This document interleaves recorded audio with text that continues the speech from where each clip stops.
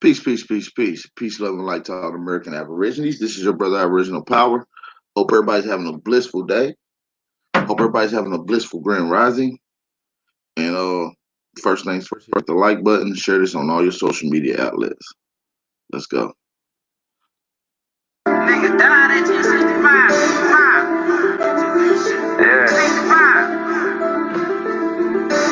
Hey man, all I'm saying is, nigga, you always got something to say. It's like you don't shut up. Blazing on the track. A lot of niggas died 1865. Took a Michael Fleck. Hey, as y'all tap in, make sure y'all hit that like button. Make sure y'all hit the like button. It'll be another fire build, you guys. So make sure y'all tap in. Let's get it. I ain't gon' let it ride. Everybody hollering, black was never on your side. They do maps to tell your apps where you sleep at night. They put that white man on. Got you begging them for answers like that white man know. Had you swearing you was African, that's that white man home. Proud to be a savage, that's that white man's zone. And I ain't talking shit, this by definition. If being savage was our nation, y'all be non-existent. We done took your ass out when we was in them kitchens. Instead of showing you how to live and how to maintain business. White supremacy fake. Only way that shit real is if you do what they say. We the God to the gate. So when they say they fear God, now you know what they made. Shoe song, move song, shoe song, move song. Put us in the same room, it gon' go down. Hit a nigga with that boom, he gon' go. Hey, drop some fire emojis in here if y'all can hear me loud and clear. Please drop some fire emojis. Let me know. Show song, move song, show song, move song. Put us in the same room, it gon' go down. Hit a nigga with that bone, he gon' go down. Every day my niggas dying, they don't know the truth. How the hell you close to God, we don't know it's you. Yo, how the hell you supposed to survive, we don't know the shoot. He should've died, you let him slide, cause he look just like you. I tried to tell him all skin ain't kin. Everybody ain't your partner, everybody ain't your friend. How the hell they supposed to help when they the ones that put you in? They don't struggle how we struggle, they can't get it how we live. Can't be scared to die when we already dead. Either way, your life is safe no matter how you play it. My higher self said we should choose remain godly. My lower want these motherfucking bodies. Infiltrate they circles like a motherfucking Audi. Take them to the south and put them down like OG Bobby. They don't want equality in this club, they want these problems. Killers right beside me, smash full of chicken moppers. Shoe song, move song, shoe song, move song. Put us in the same room, it gon' go down. Hit a nigga with that boom, he gon' go down. Shoe song, move song, shoe song, move song. Put us in the same room, it gon' go down. Hit a nigga with that boom, he gon' go down.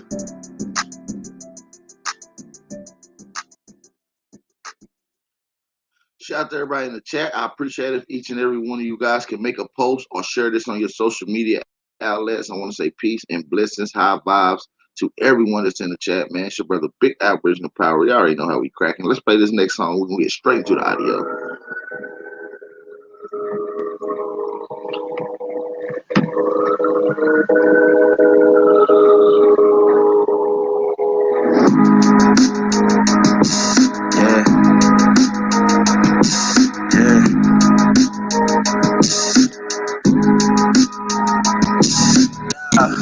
Rhyme so dope, my eyes low. When you move like God, the time slow. I came back for the blacks and John Doe's. Crack open them land patents, let go of them townhomes.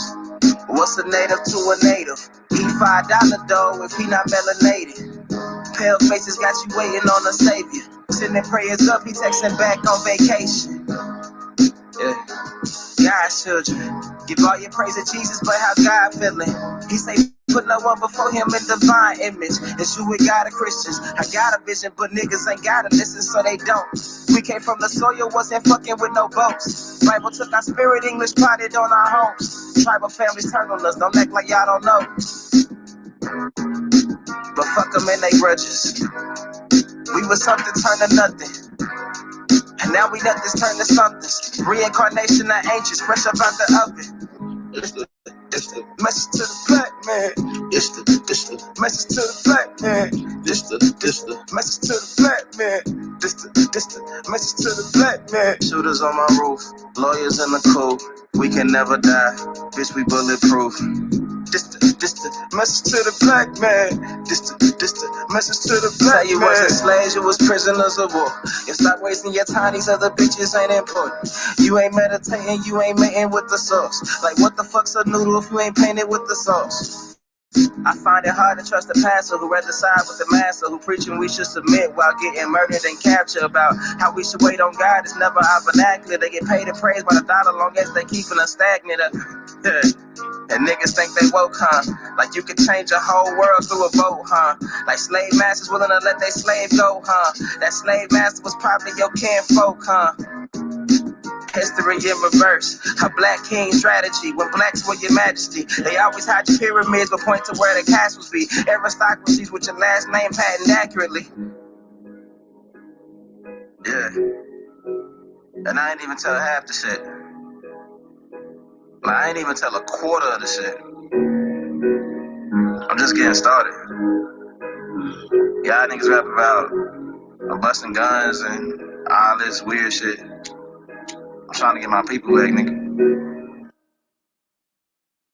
Shout out to everybody in the chat, man. Peace and blessings. Peace and blessings. How y'all feeling? Grand Rising, Grand Rising. Got another fire bill for you guys. Brother Mike, I definitely have to say I agree.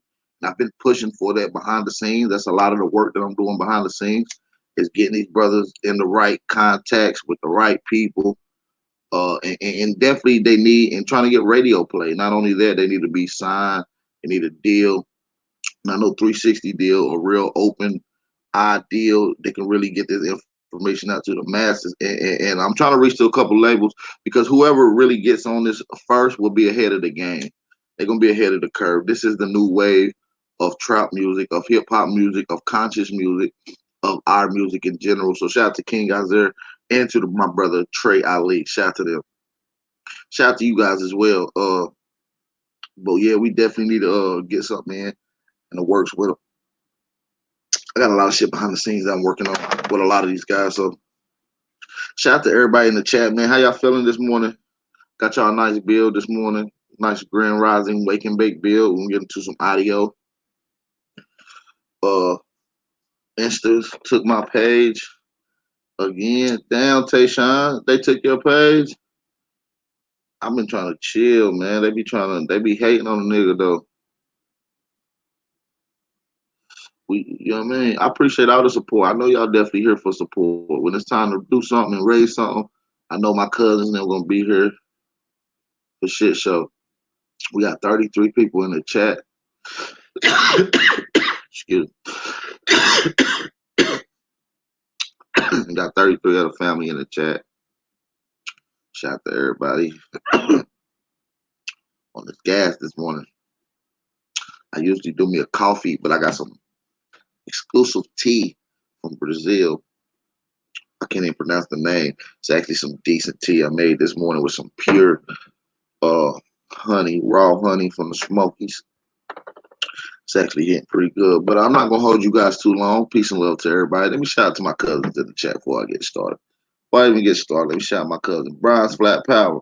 What up, cuz? Tashawn. Huey P. Nuisance. What up, cousin? Mike Young. What up, cuz?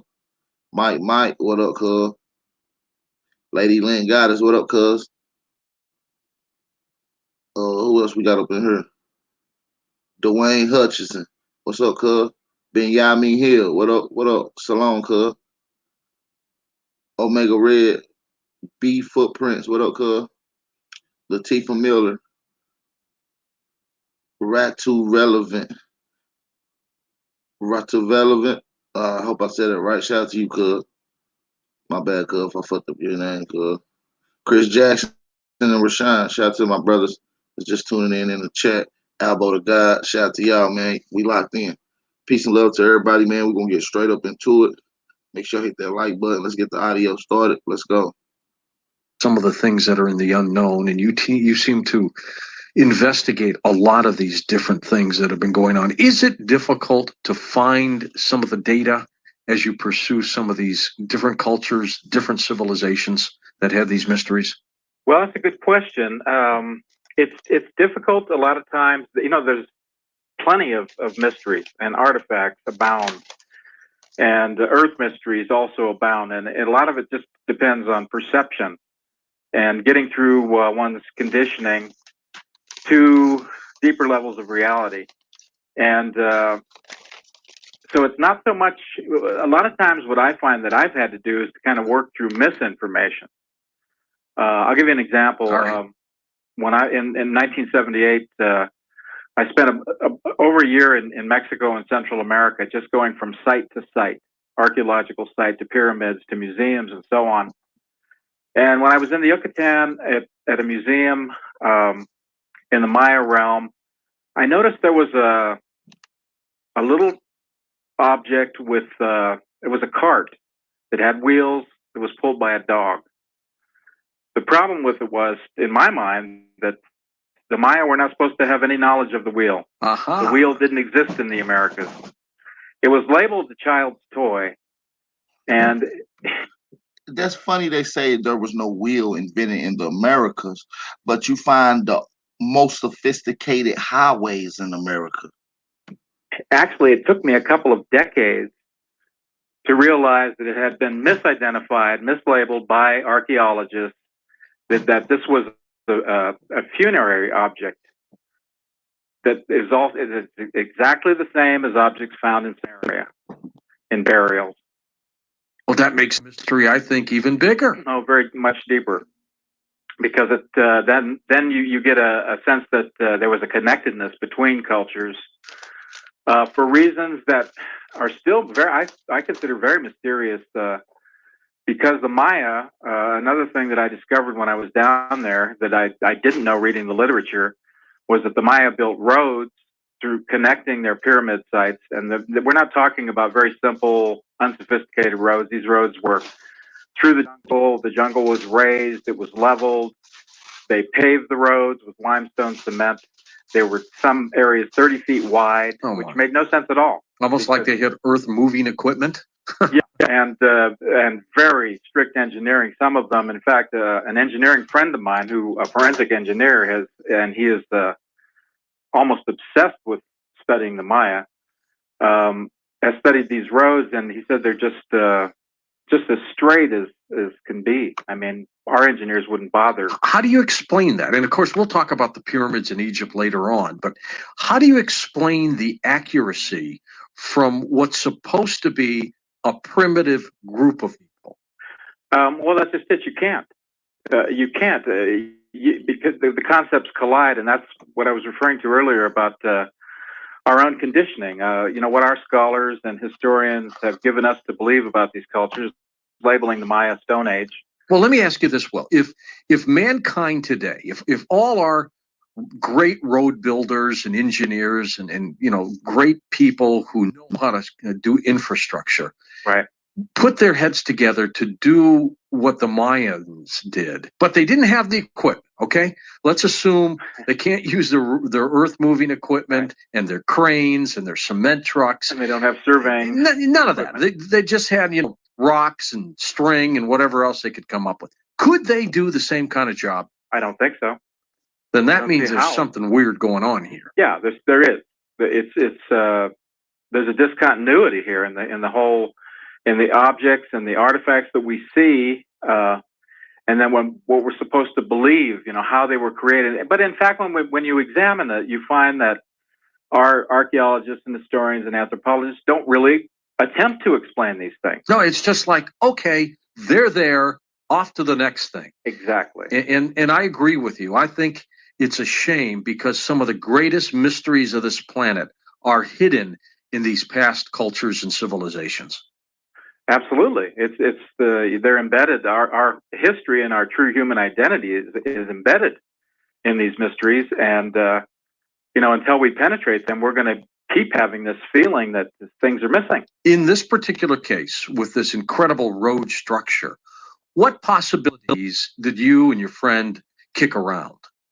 Well, he, being an engineer, thinks a little differently. He actually discovered the Mayan Bridge, and his work has been published in National Geographic. There was the longest expansion bridge in the ancient world. He discovered on a river in the very south end of Mexico. How long? But anyway, and he calls the Maya Technolithic. He goes around Stone Age, calls them Technolithic. and his points are, and what in my own research, when I went down there and I looked at objects and I looked at jade, knowing jade is harder than steel. Sure. How are you going to work these intricately carved objects with what tools? You need something harder than jade, right? Exactly. And where were these tools? Well, they're not to be found. So that's another mystery. So we're kind of piling up these mysteries. Now, why would the Maya bother to build 30-foot wide roads and pave them when they didn't have the wheel and they didn't have any beasts of burden? They didn't have donkeys or horses or anything. Well, and they didn't have any vehicles to put on the roads. That's right. Well, I mean, if you're gonna make something like that for people to walk on, you don't need it 30 feet wide. Absolutely not. You can have a trail. Why would you spend the vast amount of time and labor, yet all the planning, all the work it takes in a jungle environment that requires constant work because the jungle is encroaching all the time. There are no roads through that region now. With the population pressures of modern Mexico, the area is still relatively unpopulated. The Maya remain a very deep mystery in human culture. And really, where did they go, Will? I mean, I went to Cozumel in Cancun, well, maybe about 9 years ago. And, I toured some of the ruins and some of the sites. But some of the people that live in Cozumel are small people that you would think might be descendants of Mayans. They're descendants. Okay, but by and large, where did they all go? Well, it wasn't the Maya dispersed. That's an enigma as well. Why did the civilization that took such a tremendous amount of energy to build, they built thousands of pyramids. There's so many sites in that jungle region that haven't been discovered yet.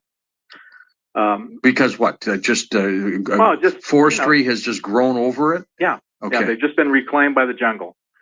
But you see these hills, what look like natural hills, but they're really pyramid sites that have been overtaken by the jungle. I see. What we have to try to explain and to understand is why did this civilization that expended such a vast amount of energy to build a civilization in that type of environment where there are no rivers, there are no lakes, there's water, but there are only two civilizations that evolved, that developed in jungle environments, and the other one is in Asia. Well, and the other question, of course, is I don't know what the population was, Will, or what you estimate them to be, but where are the bones?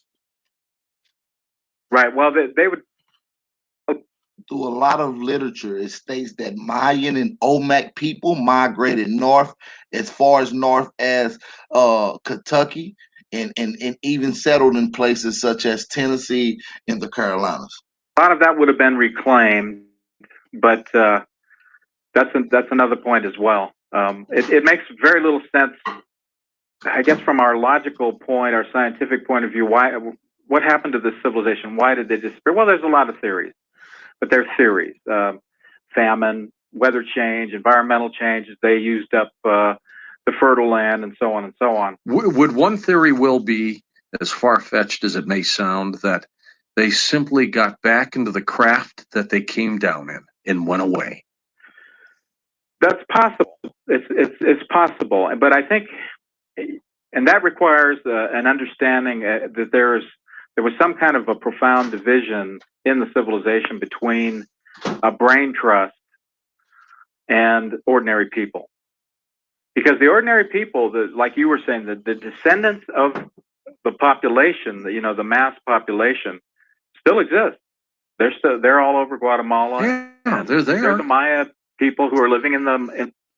Now, mind you, most of these people that he's probably describing are these invaders, these Mexicans. You see what I'm saying? Because we know the original Mayan and Olmec would have looked like this. And the people that they're calling Mayan and Mexican today is who's in the hand of the real Mayan and Olmec. The mountains and living simply and so on. And they really see, other than some messages, we talk about the Mayan calendar and some other episodes like that. These people aren't carrying through stories and myths that we can really put our hands on. that's another mystery. You would think that the civilizations, if some of them were, carried on, would carry on some kind of pattern of knowledge. Yeah, I think that's especially true in terms of why the roads were built, why the pyramid sites, why there were so many built, what they represented, or how they were used. And maybe they were not ceremonial centers. Maybe they could have been, part of a technology system. What do you really think was going on there? I think it was. How the fuck you gonna ask the honky who doesn't even have memory cells from ancestors that was on this land passed down from one generation to another? If you want to ask somebody what they think or what their thoughts is, you need to be asking the indigenous Negro. Because I can give them the complete answer to what was going on here.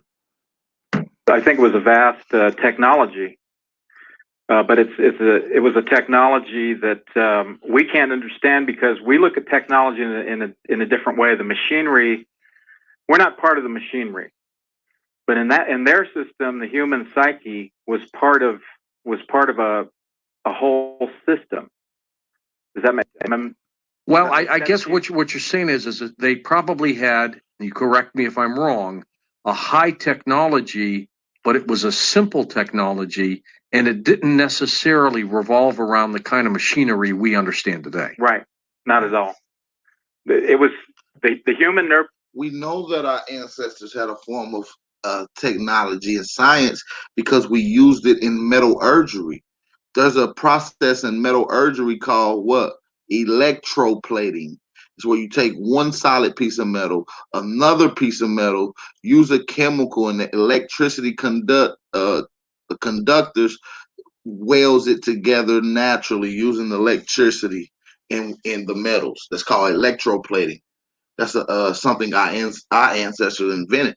So that's a very sophisticated form of awareness and science that went into just metallurgy. Imagine what went into building and architect and geology, and also implementing astrology and astronomy and all these particular things. System, the pyramid sites, Hey, let's get these likes up, you guys. We got 74 of my cousins off in the chat. Peace and love to each and every one of you guys. I appreciate it if we can get these likes up. We got 70 people in the chat. Let's get the 72 likes, y'all. I appreciate that. Alignment of sites geographically in the Earth's energy field, as well as the human psyche, were integrated into a system. That's the best way I can put it. Well, and whatever it was, Will, it was known in China, Egypt, Central America, South America. It was known throughout the entire planet. Yeah, that was the ancient system. And I just want y'all to know, when they mention Central America, they're only talking about some of the most southern regions of North America. Places like Florida, Texas, California, New Mexico. Okay, so when they say stuff like this, they're only mentioning these particular places. Okay, I just want to make that clear to you guys. And yet it's gone now. And that's the baffling thing to me. Well, it is baffling. That is a profound mystery. And that's, I guess that's part of what compels me to keep doing research. And at times it gets exhausting because, as you pointed out, I mean, your first question now, is it difficult? Truth is, it's taken me decades to put a lot of the pieces together and still don't have them all. I mean, it seems like an endless process, really. Well, are you any closer, though, to... Oh, yeah, I think I understand a lot now. I'll give you an example. Okay. When I was in the Maya, I had an art. Hey, make sure y'all hit the like button. I'm gonna back this a little bit. Make sure y'all hit the like button and support the channel, man. Support the channel. Y'all see the motherfuckers and took my monetization away because these Pan-Africans been flagging my channel every day.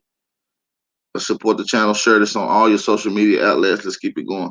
That's really. Well, are you any closer, though, to... Oh, yeah, I think I understand a lot now. I'll give you an example. Okay. When I was in the Maya, I had an archaeological map, and I was checking off sites, and I'd been to all these sites, and I was in Progreso, which is in the Yucatan, and I was looking at my map, figuring out where I was going next, and I noticed, I just just occurred to me that a number of sites, important sites, were on a straight line, north-south line. They were boom, boom, boom, boom, just positioned on this line. Perfectly. Right, perfectly. And I had no idea what that meant at the time. It was 1978. I followed that line up just on a hunch, and it intersected with the mouth of the Mississippi River. So at that time, I just had a feeling this is a key to this mystery. Of course, we know that the mound builders built along the Mississippi River. The Mississippi runs north-south, kind of winding through that 90th meridian. Would this include the mounds, for example, that are in Cahokia, Illinois, Yes, which I've seen? Okay. Yes. Okay. So we're talking about even Woodard as far north as to the Ohio River. The Ohio River as well. People or an intelligence that knew the Earth generated energy along certain meridians. Now the 90th, like I say, there is no river down in the Maya realm, but here they position their sites on the same meridian that the mound builders using the Mississippi River there. Are these like ley lines? Yeah, ley lines. But when I think of like the Mississippi River, it's this vast channel of energy that's constantly flowing. I mean, it's real physical energy. Oh, sure. It works on another. He said real physical channel energy flowing constantly. Let's see what he said. When I think of like the Mississippi River, it's this vast channel of energy that's constantly flowing. I mean, it's real physical energy. Oh, sure. It works on another level too, though. I think it works magnetically as well. And I think it's the magnetism that this early civilization was more keyed into, and magnetism that we don't quite understand.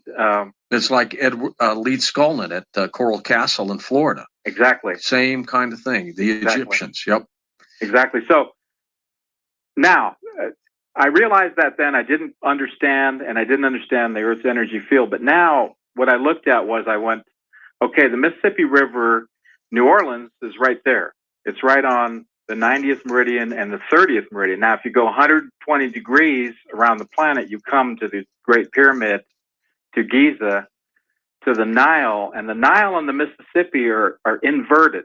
They're inverted mirror images of each other. Interesting. I didn't know that. The Nile flows from the south, from Central Africa, north, and empties into Mediterranean Sea at the 30th parallel. The Mississippi does the reverse. It flows from the north, south, and empties into the Gulf at the 30th parallel. Huh. That 30th parallel runs around the Tigris-Euphrates, also empties. And so we're looking at these points in which the early civilization... He's pretty much telling you that the Nile and the Mississippi is one and the same. Their dump offs is different because of the flow changes once it hits another gravity. We know you got metric and symmetric. So once it gets to another place, it's almost like a mirror image of what's going on, dealing with the Nile in comparison to the Mississippi. Nile and the Mississippi are inverted. They're inverted mirror images of each other. Interesting. I didn't know that. The Nile flows from the south, from Central Africa, north, and empties into Mediterranean Sea at the 30th parallel. The Mississippi does the reverse. It flows from the north, south, and empties into the Gulf at the... I want y'all to download this book sometime today. As a matter of fact, I might even give it to you guys. This is a book that I keep on I never really give this one out. You need to go download Huckleberry Finn's book in the 1800s, Life on the Mississippi. It's by Mark Twain, Huckleberry Finn, Life on the Mississippi. 30th parallel. Huh. That 30th parallel runs around the Tigris-Euphrates, also empties. And so we're looking at these points in which the early civilizations were constructed. Now we're talking about this energy field that some higher intelligence, because I can't imagine that Stone Age people perceived any of this. Or exactly. I mean, there's no way they could have perceived it. No, they couldn't have.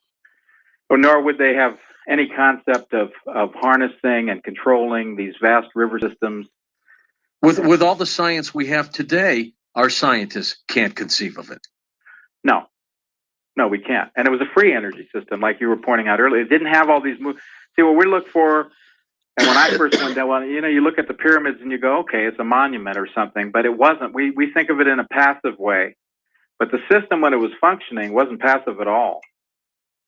Do you think all these pyramids, planetary wide, might have had some kind of connection with each other? Yes, absolutely. That's what. See, and I agree that they have a connection, but his explanation is not going to be suited because he's not going to tell you the reason they have connection because the same people built those.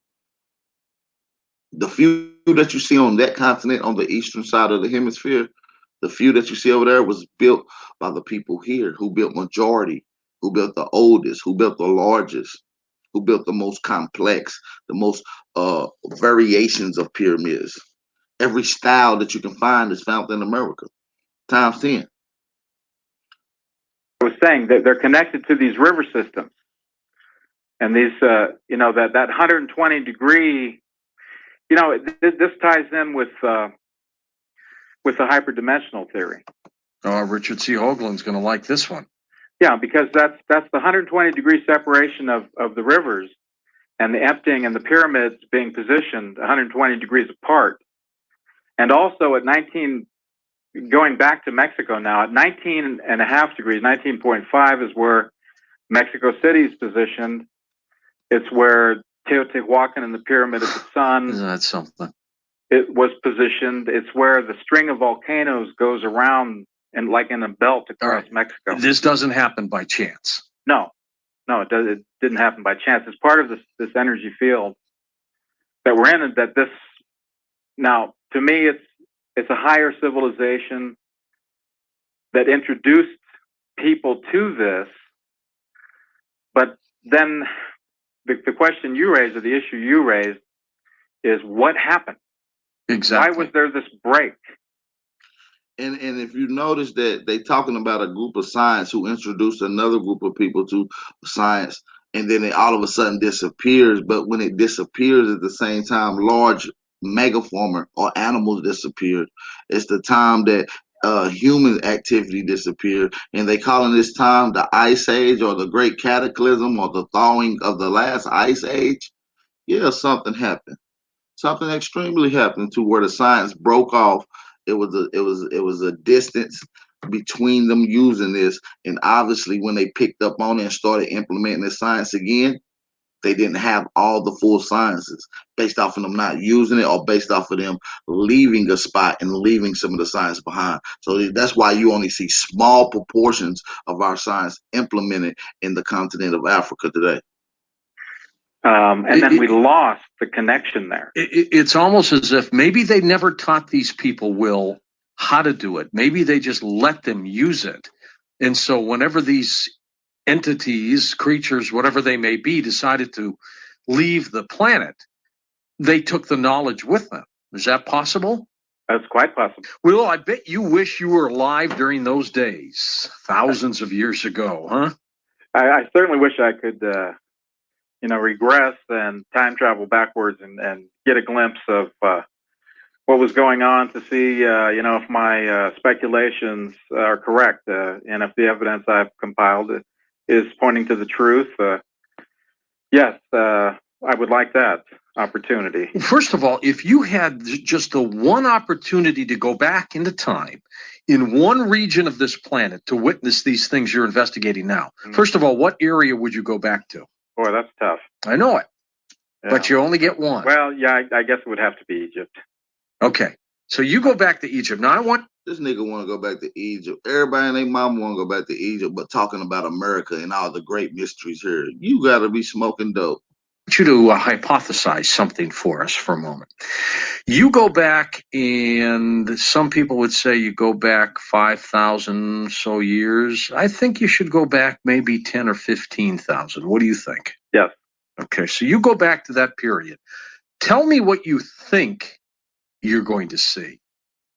You're going to see the Great Pyramid is the a precision engineered structure with a smooth, polished surface.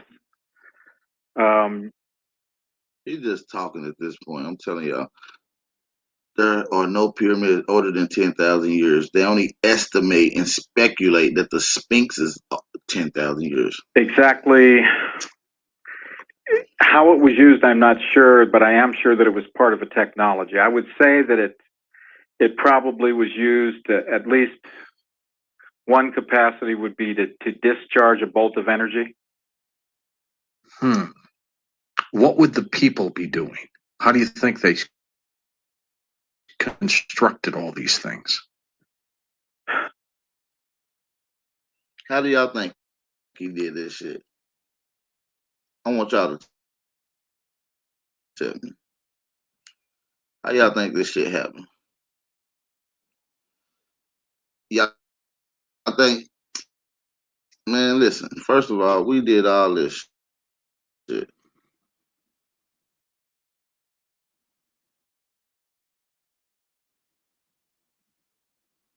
Every little bit that you see, we did it.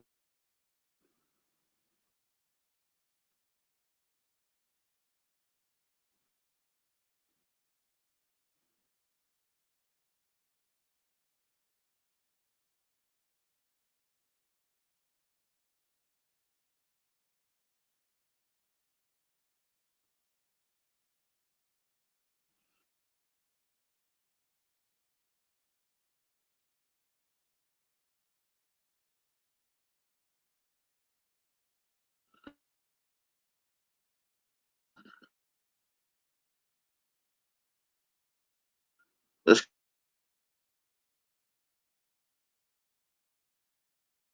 continue.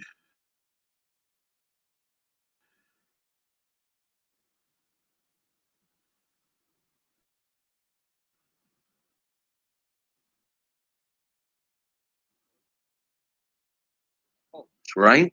Well, you know, back in those days, there were a lot of hoax newspaper articles. And, you know, as a researcher, I'm constantly. Let's run this back a few. Let's run this back just a little bit. I think I accidentally skipped the button. We'll get into the Grand Canyon. What was that?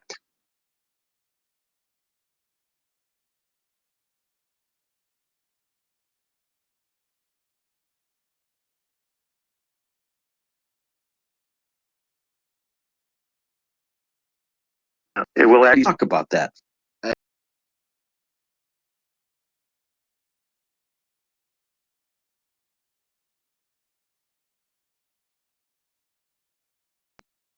You know how they be playing. They already shadow banning me.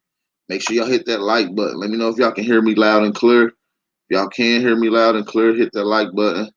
Support the channel. Let's continue. What was that? Listen to him. You know that it was a front page newspaper story in the 1909 Phoenix Gazette. Phoenix was a young city then.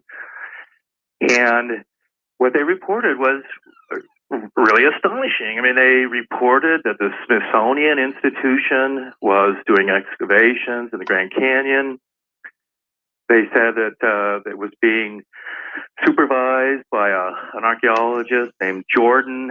It all had to do with another explorer named Kincaid, who had been traveling down the Grand Canyon. And what he claimed he discovered was these. Y'all heard that too when he said that with the help of technology. Nigga, who technology? What technology? Caverns inside the Grand Canyon.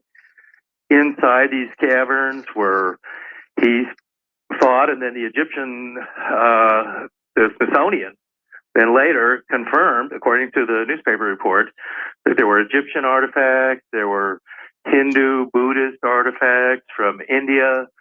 They were saying that, you know, there were mummies in there. They were saying this was going to totally change the history of America and the Southwest. Egyptians. Yeah, I guess I'll end this video, y'all. Since y'all ain't feeling it. My bad. I thought y'all was feeling the video. My bad. There's only 65 likes in here, and it's 100 people in here. We can't even get 35 more likes. Just 35 more likes, you guys. And I won't even keep hitting the pause button. I'll let it keep riding out. Can we get some more likes in the building, you guys? Support the channel, you guys. I haven't did a wake and bake for you guys in a minute, man. I'm trying to do this for you guys. Now let's get it. And Hindus and Buddhists were coming across the Pacific and the Atlantic, coming to North America. They were involved in the civilizations here, and that apparently they had a special vault in the Grand Canyon where they buried some of the leaders, people they had left behind with artifacts and things like that, and that the Smithsonian Institution got involved. They were hauling all this stuff out of these caves, including these mummies, swords, shields, statues. Jeez. Right, and then this the Jordan, the archaeologist who was going back to Washington D.C., back to the Smithsonian, and I mean, this is these exciting new discoveries in the Grand Canyon. There was one follow-up story, and then no one really ever heard of it again. And it's really a lot like the first Indiana Jones movie, where Indiana Jones has discovered the Lost Ark of the Covenant, and then right at the end of the movie, he says, well, where's the Ark? And they tell him, oh, well, don't worry, top men are working on it. And then the last scene in the movie is this giant warehouse, apparently at the Smithsonian, and the Ark of the Covenant is in this crate, and it's being put in this giant warehouse, and no one's ever going to see it again. Just put away, yeah. And that's kind of what appears to have happened with these artifacts in the Grand Canyon. So, well, first of all, do you think the article was real? It wasn't a joke, wasn't a hoax, right? Well, back in those days, there were a lot of hoax newspaper articles, and he's right. As a matter of fact, during this time, it was a lot of report of fake news to the point that they was going to cancel all news companies unless it was federally posted. As a researcher, I'm constantly looking for and digging up old newspaper articles and stories about giants, unusual archaeological finds, weird things like that. And when you look at this, hit that like button, y'all. Hit that like button. Thumb up the video, y'all. Go thumb up the video. The least y'all can do. Support the channel, you guys. Especially because of the detail, it's naming people. Later, I was able to verify some of it, and I would say yes. I mean, this does seem. Pokachu, you absolutely right. This is one of the dudes from Ancient Aliens, one of the students of Rob Van Daniken. To be a true story, and the more and more I've looked into it over the years, I first wrote about it in my book Lost Cities of North and Central America, and that came out in 1994. And in those years, I've had a number of letters. People have called me occasionally, trying to give me, different. Yeah, Google be hating on me, man. Leads and things like that. And in the end, what I've concluded is that, yes, there really is something to this. Did anybody ever find this Kincaid fellow who was the explorer? This was all turn of the century. The article was in 1909. He was doing this in, say, 1906 that he went down. I mean, it all took like years and stuff for these things to come out. Yeah, no one ever really discovered this Kincaid fellow. And in fact, Jordan, the archaeologist, he seems to have vanished too. Although as we've gone through old records of the Smithsonian, there is a guy who's mentioned named Jordan a few times. It's likely that he disappeared too.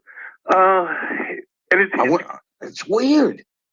Well, it's quite a strange thing. And then as I started looking into the Smithsonian and the idea of cover-up, people naturally ask me when the subject comes up, they're like, well, why would they cover something like that? But anyway, and that is a good question. And there are answers for that. part of the whole thing of the Southwest and what was going on here. Even right now, I'm in Arizona talking to you. There's a lot of the history here is just so discombobulated. The idea of mummies that were found in the Grand Canyon. Mainstream archaeologists maintain even today that Native Americans here in New Mexico, Colorado, Arizona, Utah, whatnot, that they didn't mummify the dead. And yet the Grand Canyon article is talking about Native Americans did not mummify their dead. As a matter of fact, they leave them on the side of the road, put up on a stick. Mummies and things like that in these caverns. So that itself was a clue. Are there mummies out here? They would leave their dead bodies next to the trails. They would just leave them there. That's just how Native Americans dispose their bodies. Here, Plain Indians. one of the things that I found out that was pretty strange too was that the quintessential roadside attraction out in the desert. It's in southern Arizona near Tombstone, near Benton, and it's called The Thing. And as you're driving through the desert, you start seeing the billboards, 100 miles to The Thing. What is The Thing? Next exit, The Thing. And so eventually you get your parents to pull off and take you to The Thing at this gas station.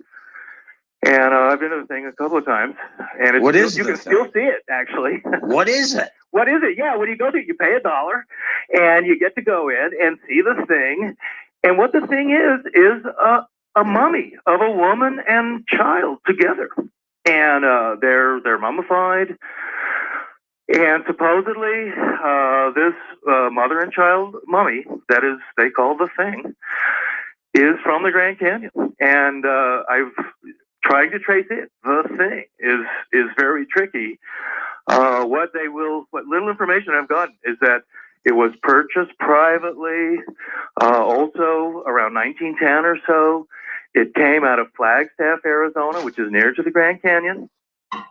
And apparently The Thing may well be one of the artifacts, one of the mummies that came out of these caves, rock cut caves in the Grand Canyon. There were also apparently tablets of stone with hieroglyphs written all over it that the Smithsonian folks took. That's right, and we don't know what hieroglyphs that would have been. Egyptian, presumably. They don't describe them. There's no photos. We don't.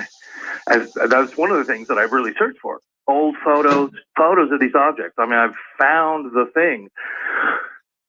There was an interesting story of a guy who his name was Seth Tanner. And Seth Tanner was a Mormon guy who came down from Utah in the late 1800s. Hey, I just want to make sure I'm popping in the chat, see what's going on. I appreciate it if y'all could drop some fire emojis in the chat to let me know if y'all can hear everything clear, as long as the audio is clear. And I appreciate it if y'all can thumb up the video. Let's get it, y'all. He had to flee Utah, essentially. He was a wanted man. He had been part of this famous Mormon massacre in Utah. As federal troops went into Utah, he fled into the Grand Canyon, as did a number of Mormon pioneers who the law was after. And what a lot of these guys did was they went into the Grand Canyon, particularly the northern area, and they prospected. They created, one guy created a ferry, Lee's Ferry. They went up to many old trails and things like that. And this guy, Seth Tanner, in fact, a lot of things in the Grand Canyon are named after this guy. There's a Tanner Trail, there's Tanner Wash, there's a Tanner Canyon. Particularly up in northern Arizona and around the Navajo Indian Reservation, which does include part of the Grand Canyon. This guy is really famous. And a weird thing happened to him. I was able to find a photograph of him from the late 1800s. He, according to the stories, and it's hard to find information, but I've been poring over old books on the Grand Canyon. This guy had did a lot of prospecting in really remote areas of the Grand Canyon. And the area that I identified a lot where these things were going on was where the Little Colorado meets the Grand Canyon, and that is its own canyon in itself, the Little Colorado Canyon. This guy, Seth Tanner, at some point, he went into some kind of a cave, and the Hopi Indians caught him there, and he was in some sacred place, some forbidden secret spot that no one was allowed to see, but he saw it. Now, normally they would have killed him, except he had several wives, and one of his wives was a Hopi Indian. So instead of killing him, they blinded him, and they threw some kind of acid or something in his face, and he became blind. And that was, for them, that was good enough. And he spent the rest of his life as a blind old man in various villages around the Grand Canyon. Children and other people would have to lead him around and feed him. And there were some photos taken of him. And you can see him. He's got his eyes open. He's clearly... Yeah, don't block nobody in the chat. I don't know who hit anybody. Might have been an accident, but don't block nobody. He is blind, and he's a bushy old prospector guy. His name was Seth Tanner. And from what I can tell, what happened was and this was before the 1909 article in the Phoenix Gazette. Yeah, he had stumbled into these secret caves in the Grand Canyon and would have been killed, except he was blinded. I've also found that there's a couple of movies that are basically also based on this story. One is the great Gregory Peck Western called McKenna's Gold. And that movie, and in my mind, that's a great Western. That movie, too, is about this secret city in the Grand Canyon. There's mining is involved. One of the things that's in this area, too, is a special Hopi salt mine. That mine is off limits today, and certain Hopi elders are allowed to go down into the Grand Canyon to this salt mine, but other visitors are not allowed into that area. And in my mind, this seems to be around the area where Seth Tanner was doing his prospecting, where he found some cave, where he was blinded, and it seems to be what also the place that the 1909 Phoenix Gazette article was talking about. Hopi legend also talks about ancestors to the Hopis once living in an underground world in the Grand Canyon. And that could also explain some of this stuff. Well, that's right. I mean, as you start to look into this whole thing, there's Egyptian city in the Grand Canyon. It also has to do apparently with Hindus and Buddhists coming from ancient India and stuff like that. And if the Hopi Indians are absolutely part of it, their own legends of their own origin, like as you're saying, is that they lived underground in the Grand Canyon with the ant people.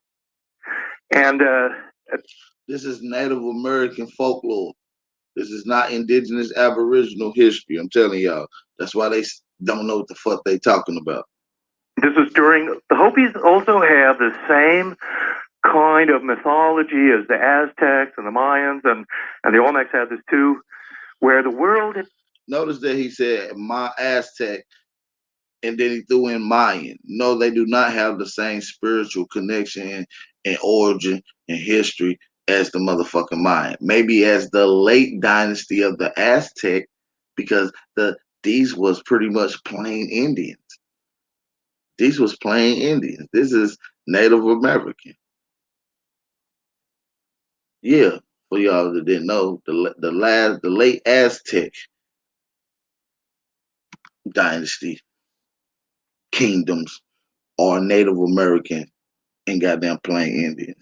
It's been destroyed many times in the past, 4 or 5 times, and we're living in either the 4th or the 5th world, depending on the Aztec or Mayan, and the Hopis have that too. So during these periodic destructions and cataclysms, the Hopi at one point went underground, lived in deep beneath the earth, in the Grand Canyon somewhere, and they live with these ant people, they said, and then they emerged. After the cataclysms were over and the New World was born, they emerged from a hole in the Grand Canyon, a place called the Sipapu, and that's a place in the Grand Canyon you can also you can find some photographs of it. It's near to the Hopi salt mines. It's near to where all these things are named after this tanner guy, and it is like a hole in the ground. You're not allowed to go there either. And this is something else you'll find, as I did. We started researching this. There's a lot of places in the Grand Canyon that are off limits. It's you mean legally controlled? Yeah. And it Okay. gets a lot of visitors too every year. But if you want to go hiking the Grand Canyon and go places, you have to apply in advance. There's a number of areas that are utterly off limits. And weird secret places. There's another strange thing about the Grand Canyon.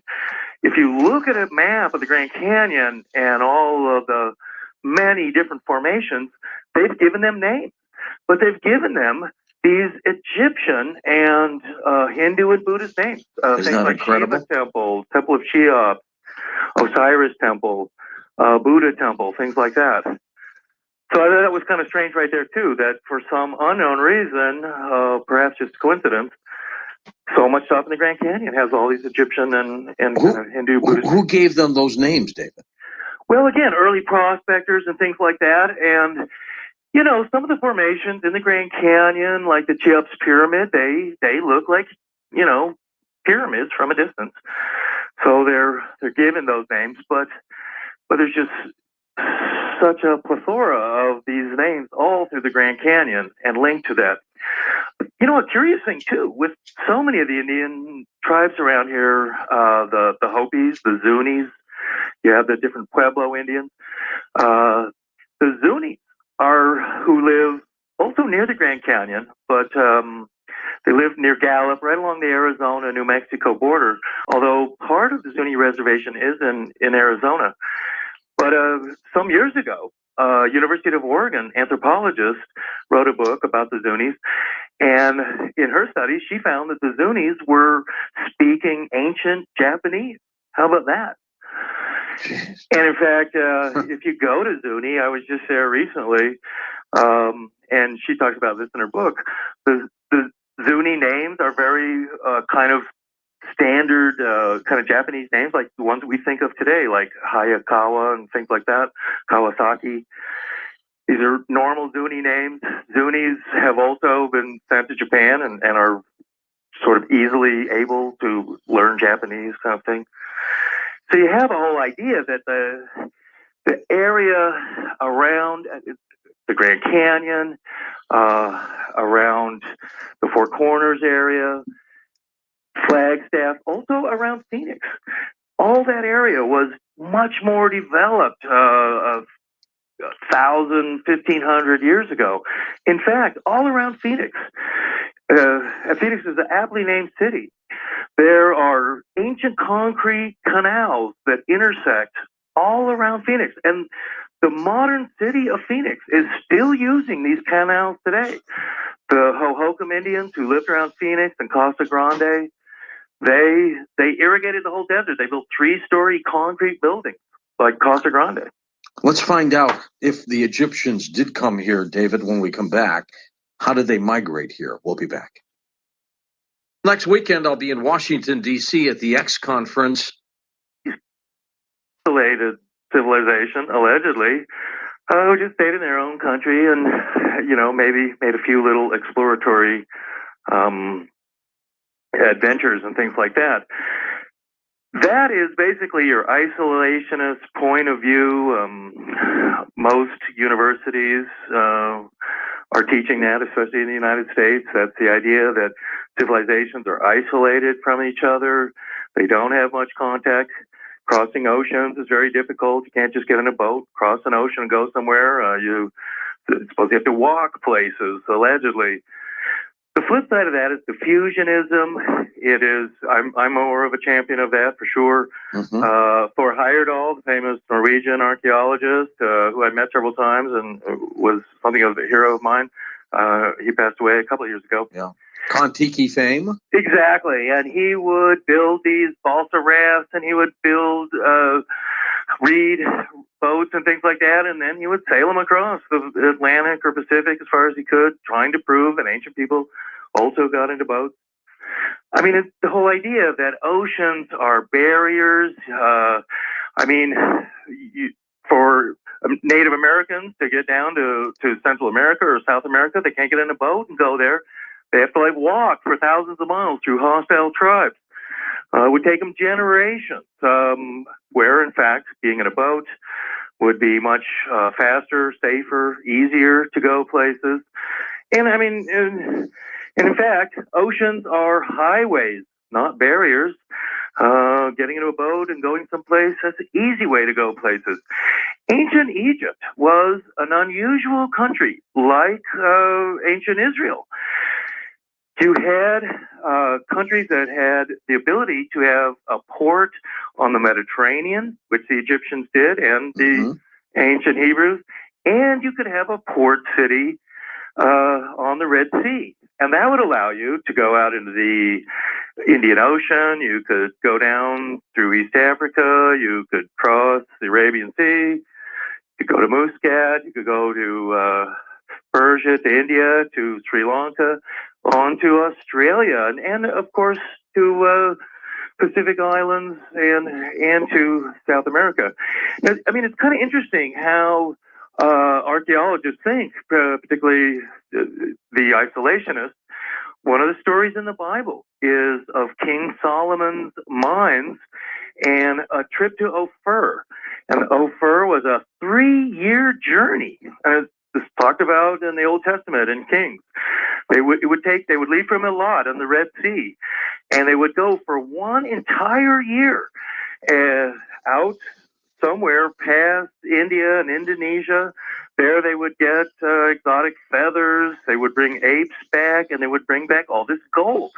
And it was this gold that they brought back that built the first temple in Jerusalem. Now, here's the thing. You have the Bible saying, yes, a 3-year trip. Right. 1 year to go there. 1 year. They would stay there 1 year. And then it would be 1 year back. Well, archaeologists were looking for Ophir and King Solomon's mines. And where they think they are, they found a gold mine in Saudi Arabia. So they thought, oh, well, this has to be King Solomon's mines. This is Ophir. And others would say, oh, well, they went to Somalia or some area like that in East Africa. Hey, I just want to make sure y'all can hear me loud and clear, man. So that was pretty much it, man, on the Grand Canyon spiel, man, because, it's a lot of evidence out there that leads to that, but we'll get into it. Let's finish. Lord, and traveled through well before the days of Columbus. Think Dan Brown, but even more prolific. Much of David's work has been highlighted in his Templars of America series, which I believe now number 10 books. Tonight, David joins me to discuss his brand new book, another historical thriller called Historians and Hollywood Psychic Medium is back.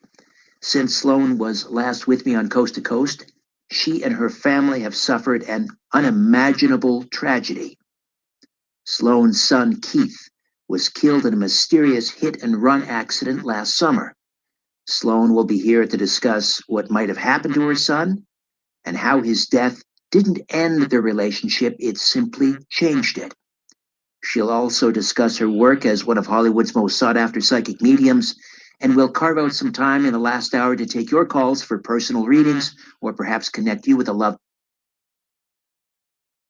mutual publicist, and she kept trying to have us meet, and for whatever reason we never did, and I always regretted that. But no, he's done great work. I'm happy with that comparison.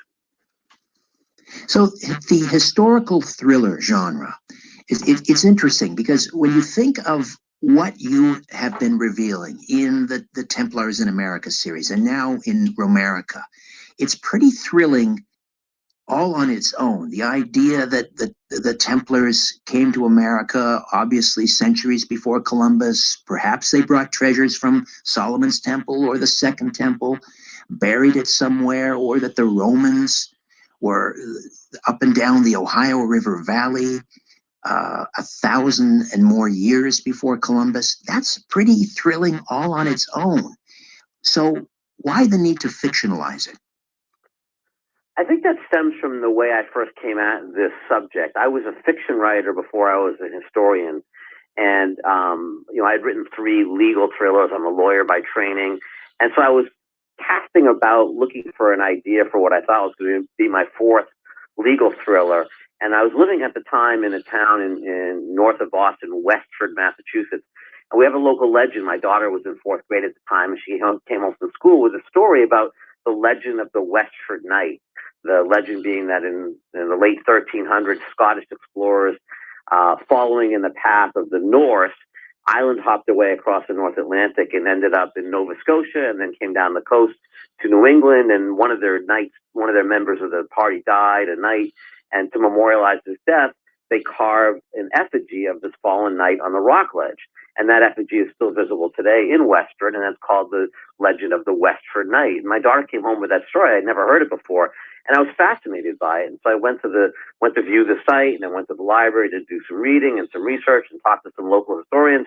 And one thing led to another, and it soon became very apparent to me that my legal thriller was not going to be a legal thriller, that instead it was going to be something along the lines of what Dan Brown had done a couple of years earlier, the Da Vinci Code.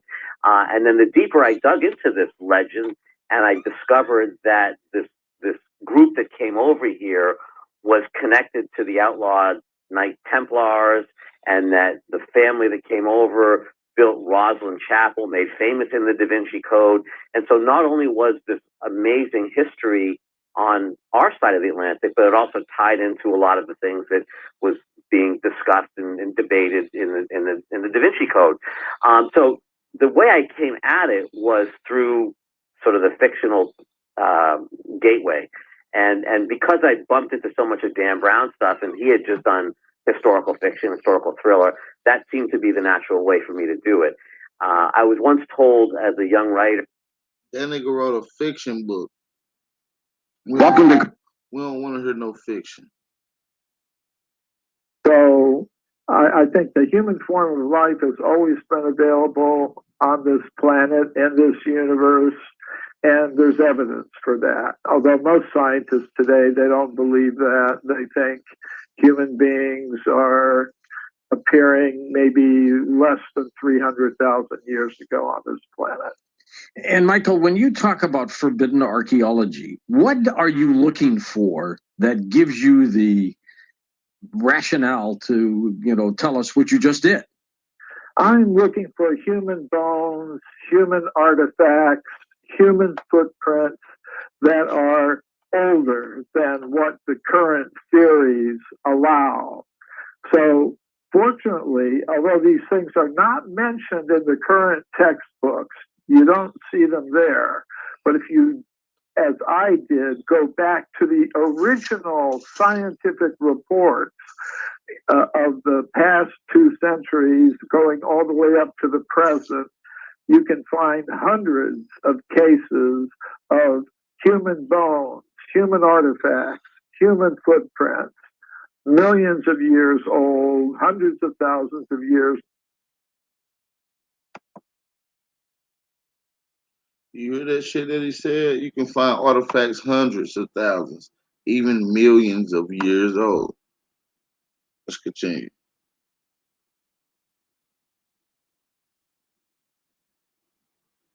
Think is one of the most fantastic ones I've ever heard about those.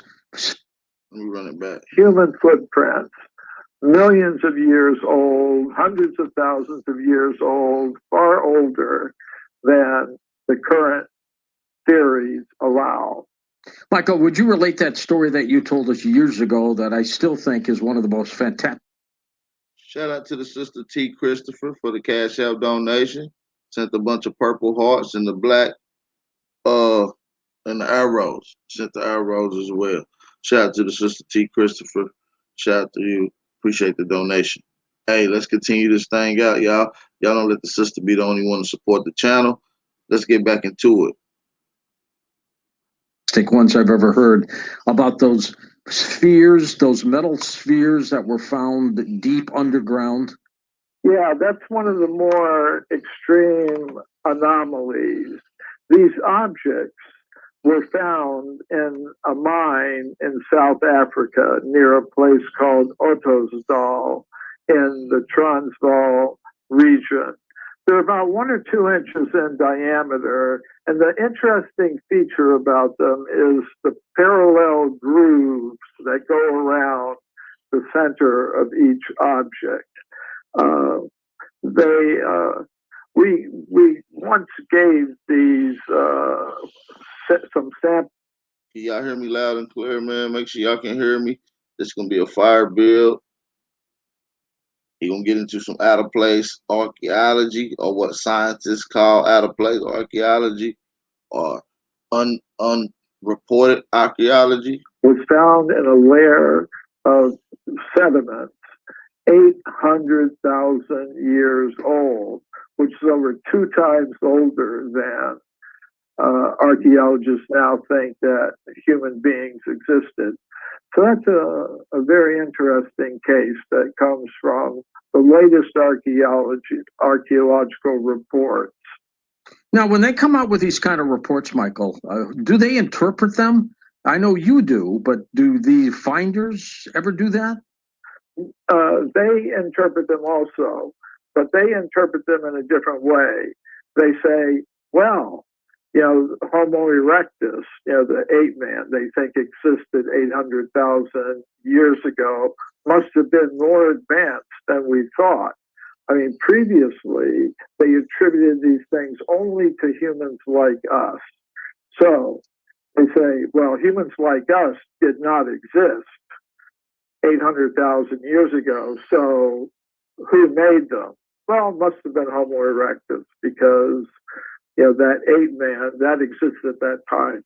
But, what's really interesting is they do this so many times. A few years ago, 2016, footprints were discovered in England at a place called Happisburgh. And they were found in sediments and layers of rock, again, about 800,000 years old. They were exactly like anatomically modern human feet. And again, the scientists just said, wow, that's pretty amazing. Seems like the ape men who existed at that time must have had feet exactly like ours. And then somebody might say, okay, but what about human bones? If you had human bones that old, yeah, that would be really good. Well, recently, within the past couple of years, archaeologists working in Olduvai Gorge had found human bones, like a human finger bone that was found at Olduvai Gorge. There you go. Layers of rock, 1,800,000 years old. In their scientific report, they said this is exactly like a modern human finger bone. It's different from any type of ape man, any type of ape or monkey. But we can't call it human because humans didn't exist 1,800,000 years ago. So I call this knowledge filtration. They don't see what's actually, they see what they're accustomed to see. It's really pretty amazing. It is. Michael, stay with us. We're going to take a quick break, but we'll come back for more. Mike. Called the Kali Yuga. And it's predicted there 5,000 years ago that this would be a time when there would be great social disturbances, governments would be exploiting their people, the people would be overwhelmed by these things, the climate would become. So yeah, man, that's just a little archaeology. I'm gonna get into the next little set of audio. This is probably one of my favorite ones. It's definitely fire, so I want y'all guys to pay attention. I'm gonna skip it up just a little bit. Hit the like button, man. Support the channel, man. We're gonna rock this thing on out. Let's go. Particularly your college tenured professors go through a training program which selects out those that believe, those that don't believe from those who believe, and those who believe in the dogma that's presented are promoted into positions in the universities. Now, most of these people aren't. They see themselves as scientists. They aren't deliberately anti-new evidence, but the environment that they're brought up in teaches them to condemn any new evidence as a hoax or a fraud. And so the result is that even though the new evidence is brought forth by maverick scholars such as myself, Glenn Kimball, Tor Heyerdahl, Betty Meggers, and so on, this stuff is pushed aside, is pushed under the carpet, it's condemned. Many of us have written articles, and they don't get into journals because there's gatekeepers that make sure that new information is kept out. So it's actually a conspiracy. What a shame. I remember when I was a kid reading Kon-Tiki and just marveled at what that raft looked like. And, you know, I think he proved his point, don't you? Absolutely, I think he proved his point. And I brought that up in an anthropology class, and shortly thereafter, the anthropology professors in the department at the University of Wisconsin suggested to me that I might have a better time in a different department, a different PhD So program. you think outside the box and you get penalized for it. Well, exactly. And it's really difficult to see America as an advanced modern society when you go through an educational program where, when you come up with evidence that doesn't agree with the existing paradigm or the status quo, that you're shunted aside, you're told to go elsewhere. I got straight A's in anthropology as an undergrad, and then when I went to the graduate school at the University of Wisconsin, they told me that I wasn't suitable for their program. I mean, this is absolutely ridiculous. You've sent us some images that we have up on the coasttocoastam.com website, and I invite everybody to get up there and take a look at them. But on image number 3, which is a copy of the original 1418 Ming map of the world, I want you to explain this first of all.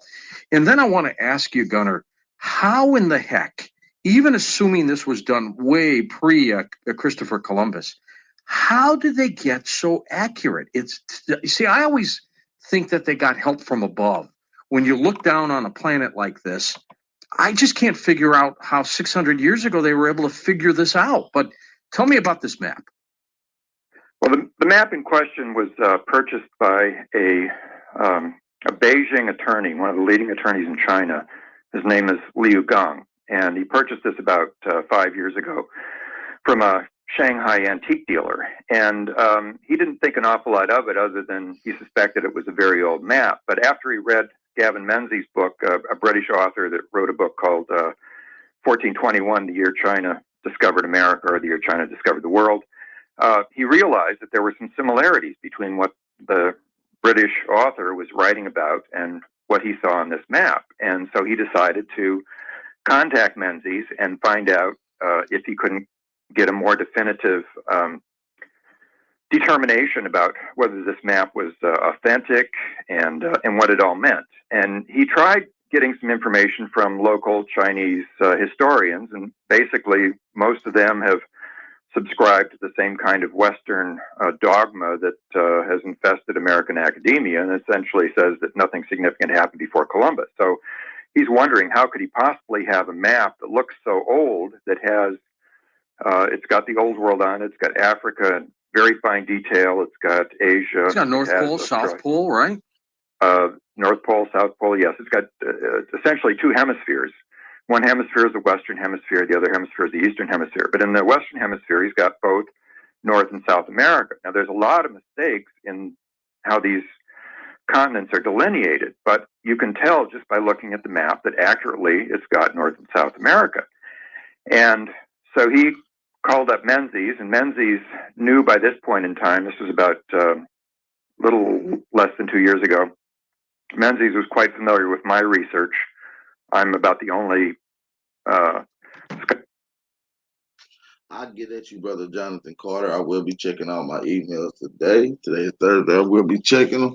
Peace, love, and light to everybody that's in the chat, man. We got 155 in here. Drop some fire emojis, man. Support the channel. Share this on all your social media outlets. I'm gonna continue this out. Scholar that's put a considerable amount of time into researching ancient maps of America before Columbus, and there's many. But I knew right away by looking at the map that this map had the right kind of detail and the right kind of mistakes that I would have expected of an early Ming map. Now, the early Ming map, dating to about, dating to 1418, is about 100 years before Columbus. So how can this be? Historians have said that there was all this difficulty in determining longitude.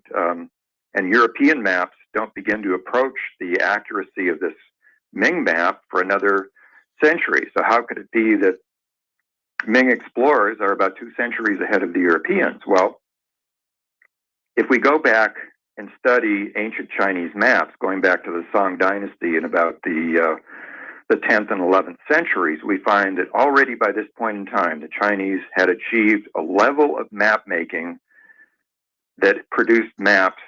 This is 1,000 years ago.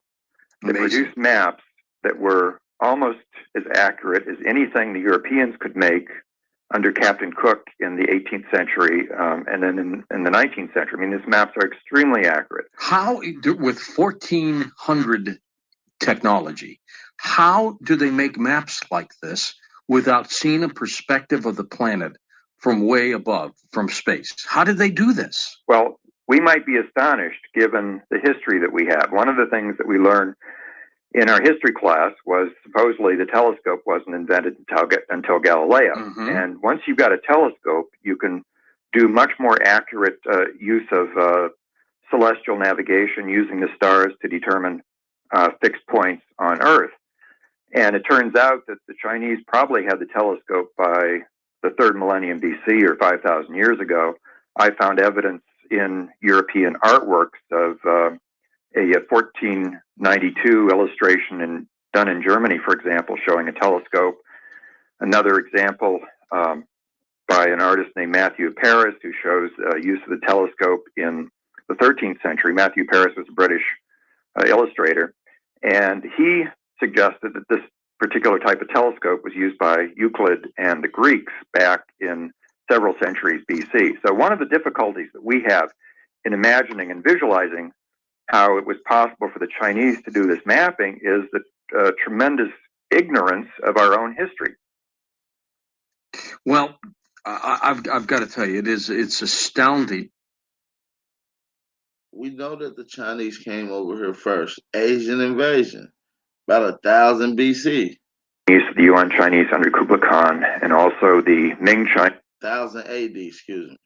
Were engaged in mapping the world, and they wanted to get a hold of those maps because they knew that geographical intelligence was vital to commercial development and their rivalries with other nations. And so what happened was there was a collusion of interests, an alliance between the Portuguese and the Venetians, and they shared the information. So the Portuguese knew in advance, because of these agents, essentially the geography of the whole world before Columbus sailed, and they didn't want to let this information out in the public, so they published bogus maps. What's fascinating is this other image you sent us about the 1475 BC, which looks like an Egyptian, right, platelet, and it shows maize, which is corn, and a pineapple. And I thought those were from the New World. What are they showing up on a 1473 BC mural? Yeah, these are New World plants, and in the past 30-odd years that I've been doing research, I found an enormous number of New World plants that show up in the Old World, and also Old World plants that show up in the New World. And this is a consequence of tremendous numbers of merchants sailing back and forth across the oceans, and also occasional migrations of large masses of people from the Old World to the New World.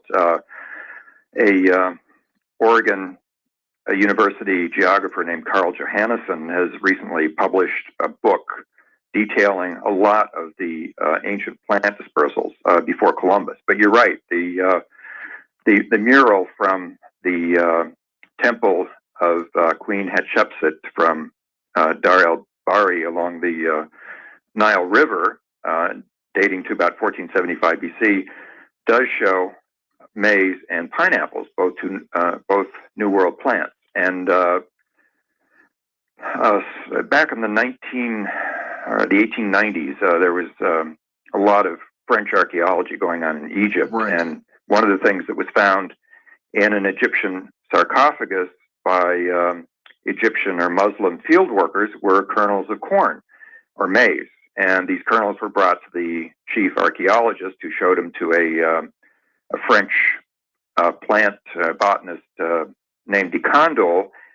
And he was of the opinion that there couldn't be any maize outside of the New World until after Columbus. Therefore, based on his belief system, he decided that these field workers were trying to play a prank on the archaeologists and confuse them with this new evidence. Yeah, and it was somehow they recreated a 1473 BC mural to continue the confusion, right? Right. Stay with us, Gunnar. We'll be back with you in a moment as we take some more voyages around this planet. I'm George Norrie. This is Coast to Coast AM. Interested in the After Dark newsletter? Well, you can call 1-888-72. I think they might have gone to travel to the New World. I mean, you know, some people, we've had a guest on, his name's Michael Cremo. He's written a book called Forbidden Archaeology. He believes mankind might be millions of years old with pretty good technology. I mean, is it possible we've had past civilizations that, you know, got extinct from some calamity, some disaster, but they indeed were travelers, ancient travelers? Absolutely. When we realize that the Earth periodically goes through ice ages about every there's cycles. One cycle is about 25,000 years, one is about 50,000, and another is about 150,000. And as these cycles coincide with each other, we have tremendous ice ages, which can drop the level of seawater by about 400 or more feet. And this exposes tremendous areas of coastal plain.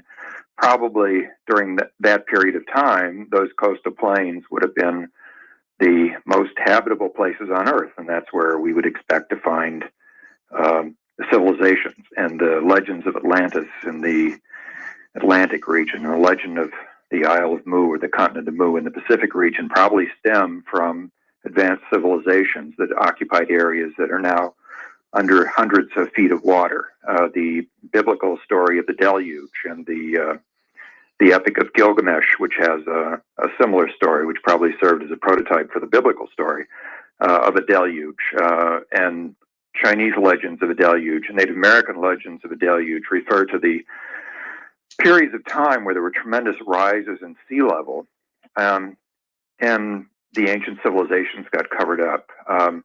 Some years ago, a famous English paleontologist named L.S.B. Leakey looked at some stone artifacts in the Calico site in Southern California, and he suggested that there might have been people living in the American continent at least as early as 500,000 years ago. And the American anthropologist didn't like Leakey being over here because, number one, he was a Brit.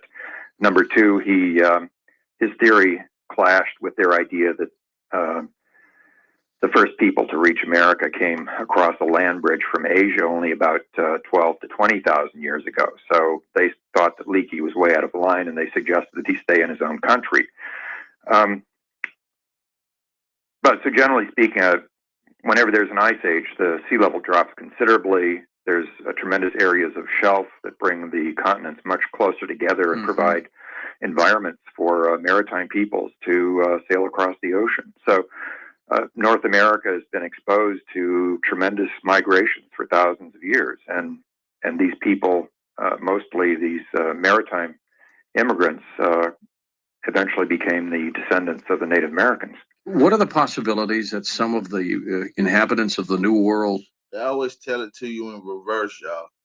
Everything he's saying, just flip that shit in reverse. Went to the old world. Just reverse it for a moment. He took the words right out of my mouth. I didn't even know he was going to say that because this dumbass nigga always coming with an out of Africa theory. Listen. Migrations for thousands of years, and these people, mostly these maritime immigrants, eventually became the descendants of the Native Americans. What are the possibilities that some of the inhabitants of the New World went to the Old World? Just reverse it for a moment. Well, certainly some of them did, and there's a legend in India, for example, of there was a war going on, and they got assistance from people. Oh, all of a sudden now he got a new way coming from the America. Nigga, take your ass on. You should have started it off with that. On the land that was called Patala, and a number of European cartographers in the 19th century provisionally identified South America as this place called Patala. And one of the motives for the ancient Ming Chinese sailing across the oceans was to try to establish a world congress of representatives from civilizations around the world. So they had a deliberate intention to bring back some people and representatives from New World lands to China.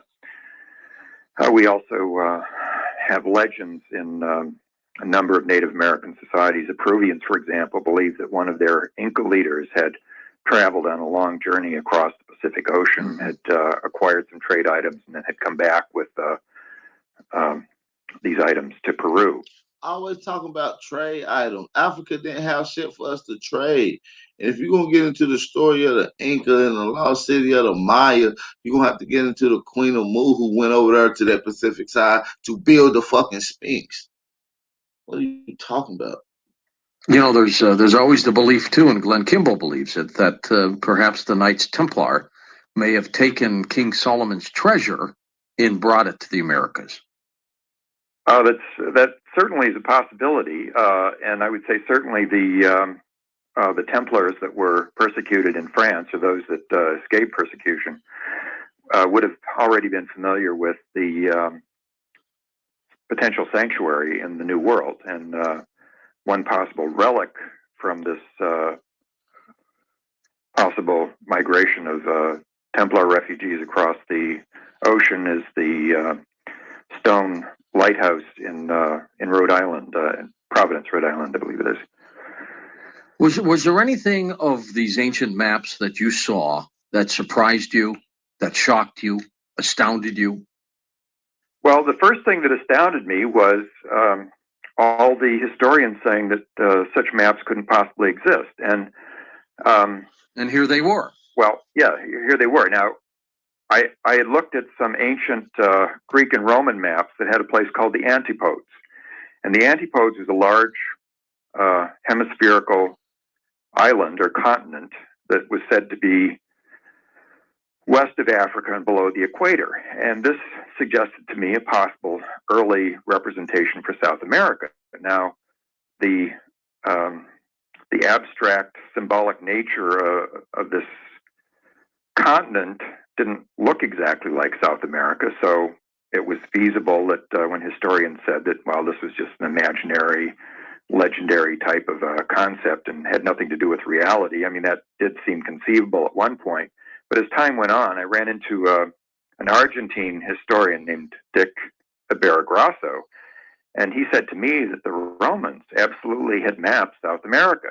And so because of this recommendation, I then spent a considerable amount of time specifically looking for the ancient maps, and I came across one map by a Roman named Macrobius dating to 440 AD that distinctly shows the Gulf of Mexico with Florida above it. It was mistakenly attached to the east coast of China.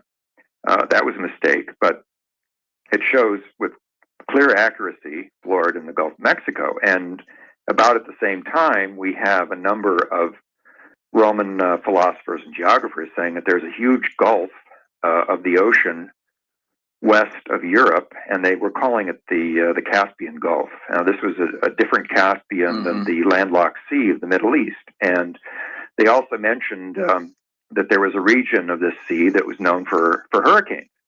Now, this is quite interesting, going back to 440 AD, because according to European historians, the word hurricane was unknown in Europe until after Columbus. And the reason for making this suggestion was that a number of explorers had talked to the Native Americans, and they said, well, our name for those windstorms is hurricane, after the god of wind. I just want to make sure we clear. Can y'all drop some fire emojis in the chat to let me know y'all can hear me loud and clear? Drop some fire emojis. Drop some fire emojis. Let me know if y'all can hear me, man. Can y'all hear me? Drop some fire emojis. We good? All right. Failing to get to grips with almost everything right now, and the horrific dictatorships that are running the world and our terrible, aggressive, mind-controlling governments. We're in danger. The human species is in danger because we're, apart from anything else, we're incredibly badly led. And maybe it's time to look at a new model for society if we're not to become the next lost civilization. Graham, your latest book, I believe, is called America Before. Isn't that the one? That's right, America Before, and the subtitle is the key to Earth's lost civilization. America has been substantially neglected by archaeologists when it comes to considering the origins of civilization. I'm not saying there's been no archaeology done in America. There's been massive amounts of archaeology done in America. But until very recently, it was based on the assumption that the Americas, both North America and South America, were amongst the very last places on Earth to be inhabited by human beings. Only a few remote islands were supposedly inhabited later, and this was the fixed and rigid view of Orthodox archaeology for a very long time. And there was a theory in American archaeology called Clovis First, which argued that a Native American culture that archaeologists call the Clovis culture. They call it the Clovis culture because the first artifacts were found near Clovis, New Mexico. That this was the very first human culture in the Americas. And these Clovis people are supposed to have come across the Bering Straits, which were then an exposed land bridge. Sea level was lower during the Ice Age. They're supposed to have entered America about 13,000 or 13,500 years ago. And this view was supported by very powerful scholars, very powerful archaeologists, and it became a rigid dogma.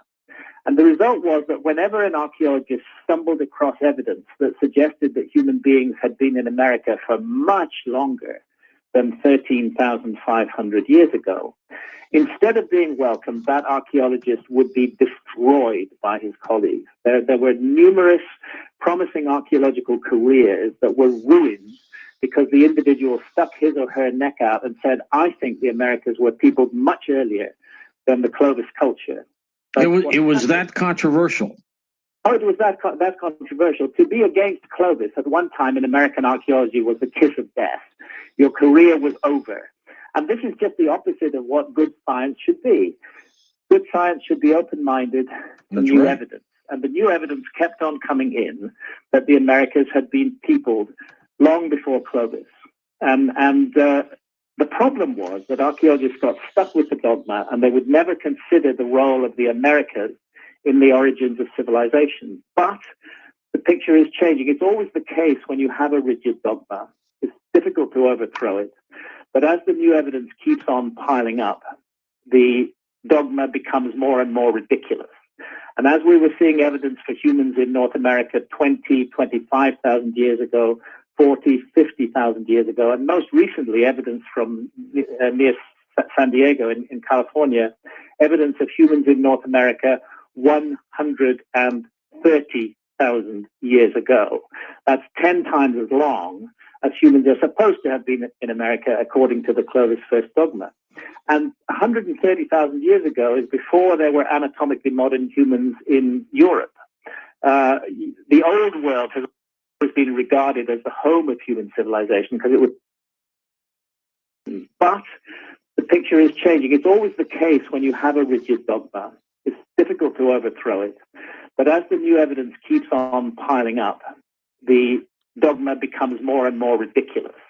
And as we were seeing evidence for humans in North America 20, 25,000 years ago, 40, 50,000 years ago, and most recently evidence from near San Diego in California, evidence of humans in North America 130,000 years ago.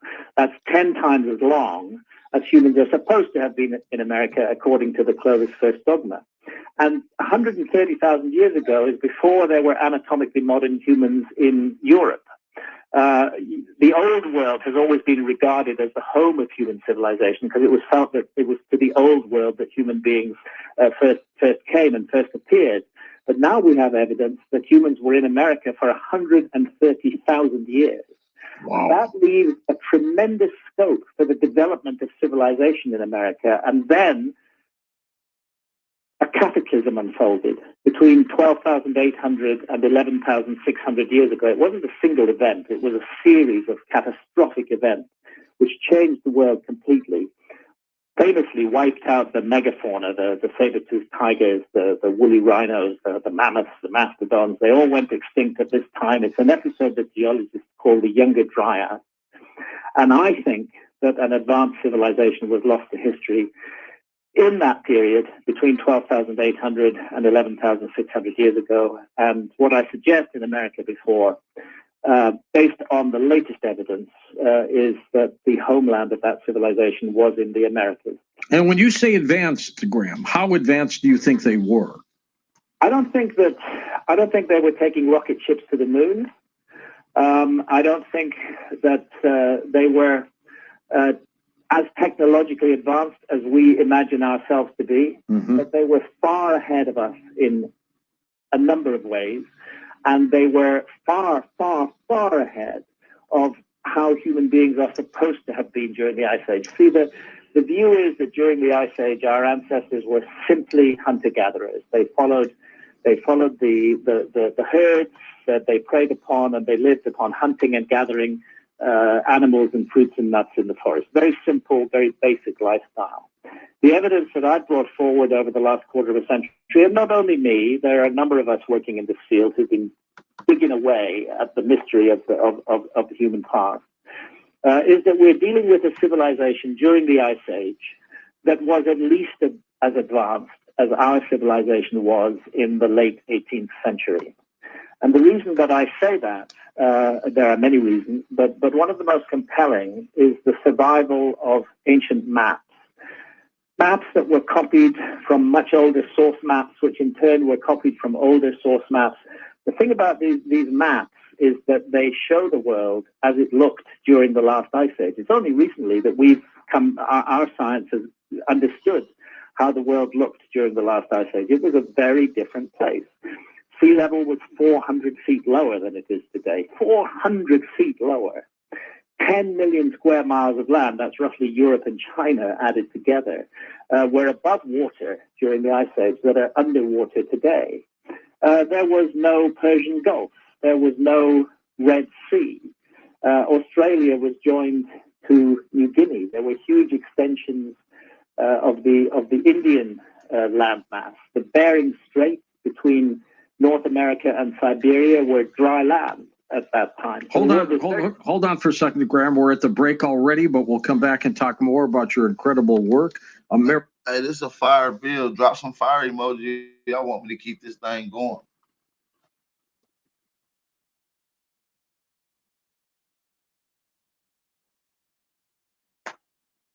I don't see no fire emojis. Drop some fire emojis. You want me to keep this thing going. Shout out to the brother Dante Hums. Shout out to Dante Hums. I appreciate the Cash App donation. I really do. I appreciate that, big brother. Gratitude. And I appreciate the support from everybody. Shout out to the brother Dante Hums. I hope I'm pronouncing that name right. Maybe it's Humes. I don't know. Shout out to that brother. Appreciate that. Hey man, y'all support the channel. Hit the like button. I appreciate it if y'all can thumb up the video. We got 164 in here. Give me 30 seconds. I'll be right back.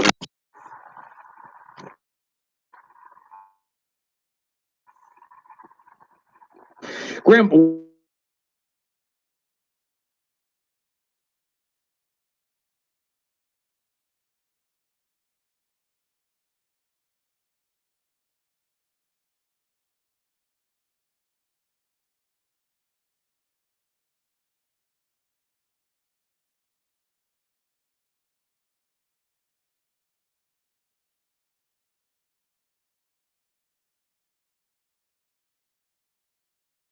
Get a mic check, mic check.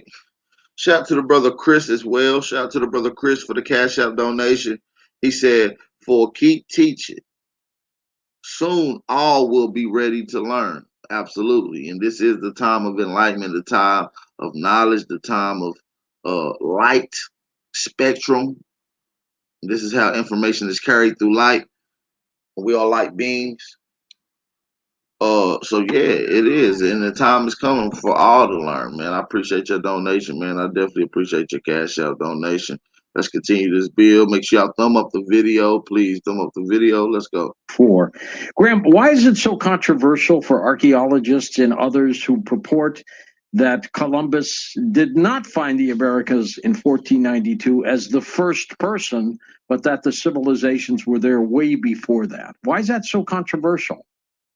Well, yes, I mean, you're right. There was a long-held view, I mean, horrible idea that the Americas were, quote unquote, discovered by Columbus. I mean, what nonsense! Even in Orthodox archaeology, we know that there were human beings in America for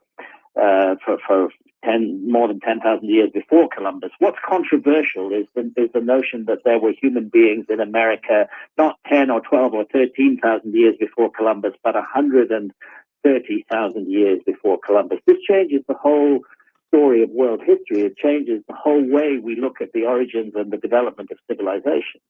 I think that there was a very deeply rooted view that civilization belonged to the old world, Mesopotamia, Egypt, later on Europe. These were considered to be the heartland of civilization. These were the places where civilization grew up, and it became so fixed in the psyche of archaeologists, and so fixed generally in the way that we look at the past, that it just became very difficult to consider that America might have had a huge role to play in the origins of civilization. And the first step to that realization is understanding that the Americas were not recently inhabited by human beings. They've been inhabited by human beings for longer than Europe was inhabited by human beings. And once we take that step and start looking at the evidence, a whole new picture begins to emerge. And this is why I wrote America Before. I think the Americas have been neglected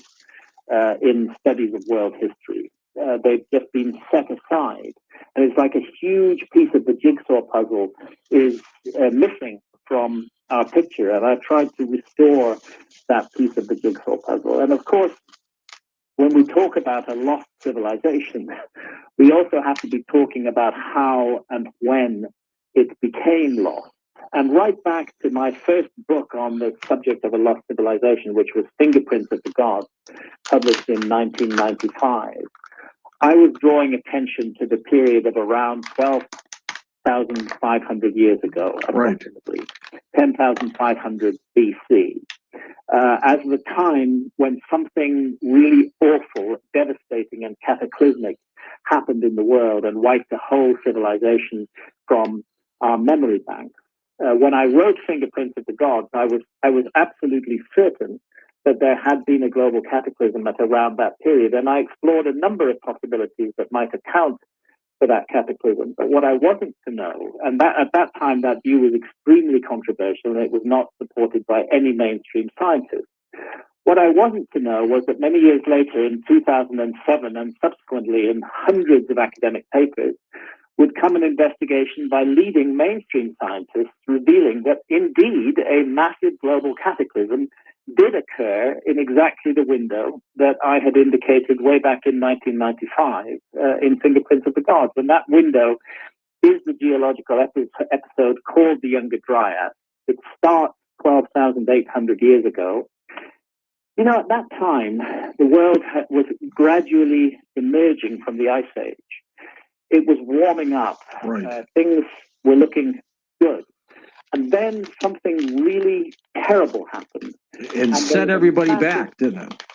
Sorry? It set everybody back. Yeah, it reset the clocks, if you like. There was a massive fall in global temperatures. A huge deep freeze occurred. But just at the beginning of that deep freeze, there was an anomalous very puzzling, very sudden rise in sea level. A lot of water had been released from the ice cap, and mainly from the North American ice cap, because the evidence that's come out since 2007, and the most recent papers were published in Nature just in March this year, in 2020, is that the Earth encountered the fragments of a disintegrating comet. Comets are very curious things, and it's possible to have giant comets, which are more than 100 kilometers in diameter, come in from interstellar space, enter the solar system, and get trapped in an orbit around the sun. And sometimes those orbits cross the orbit of the Earth. Comets have a habit, once they get close to a star, and our sun, of course, is a star. Once they get close to a star, they have a habit of fragmenting, of breaking up into multiple parts. So instead of one object, you have hundreds or thousands or tens of thousands of objects.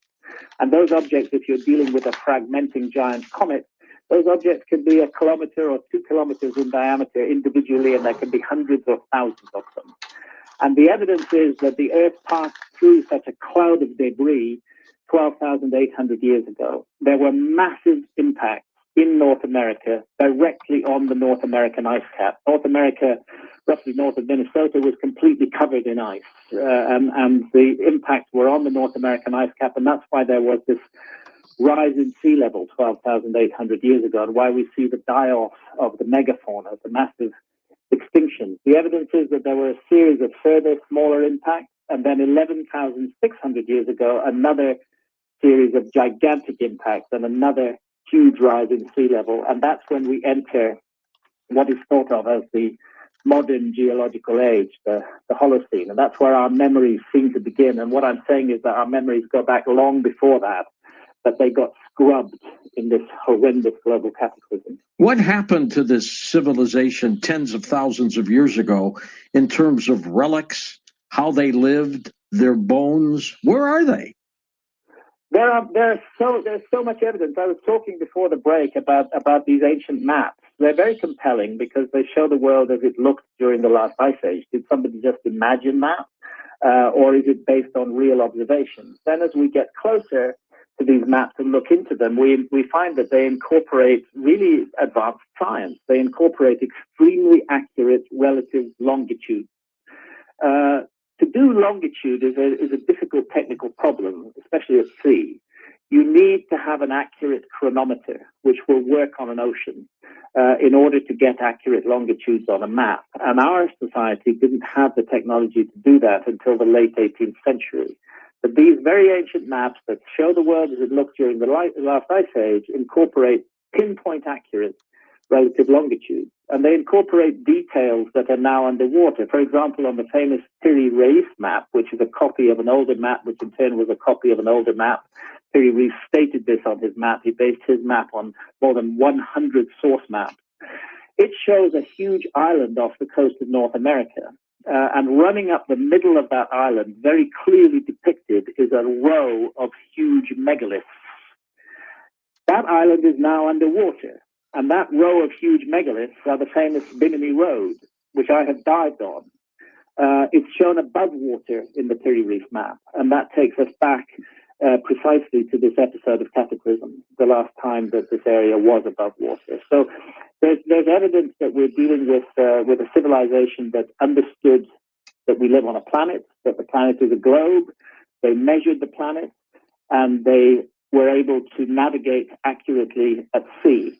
The Great Pyramid incorporates the dimensions of our planet. If you take the base perimeter of the Great Pyramid and multiply that by 43,200, you get the equatorial circumference of the Earth. If you take the height of the Great Pyramid and multiply it by 43,200, you get the polar radius of the Earth. And the number 43,200 isn't random. It's derived from a key motion of the Earth itself, which is called the precession of the Earth's axis. And that precession unfolds at the rate of 1 degree every 72 years.